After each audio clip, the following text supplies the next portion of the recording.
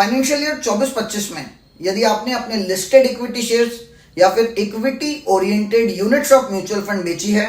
और आपको short term capital gain हुआ है, मैं एसटीसीजी की बात कर रहा हूं, शॉर्ट टर्म कैपिटल गेन हुआ है, तो उस केस में इनकम टैक्स रिटर्न फाइल करते वक्त आपको और अधिक सावधानी रखने की जरूरत है,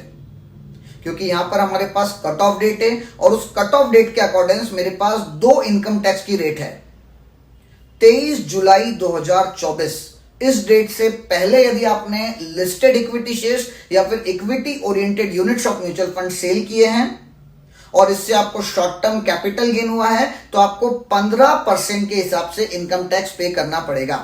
वहीं यदि इस डेट के बाद में, डेट हमारी जो कट ऑफ डेट है 23 जुलाई 2024, इस डेट को या इसके बाद में आपने इक्विटी शेयर्स या फिर equity oriented units of mutual fund sell किए हैं, तो उस केस में आपको 20% से इनकम टैक्स पे करना पड़ेगा।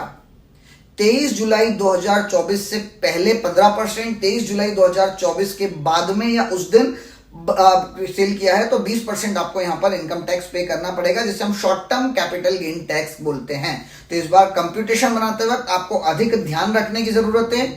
डेट ऑफ सेल आप अभी शॉर्ट टर्म और लॉन्ग टर्म कैलकुलेट करते वक्त तो ध्यान रखते ही हैं, लेकिन अब आपको टैक्स की रेट के हिसाब से भी डेट ऑफ सेल ध्यान रखना पड़ेगी, पर्टिकुलरली फाइनेंशियल ईयर 24-25 के लिए।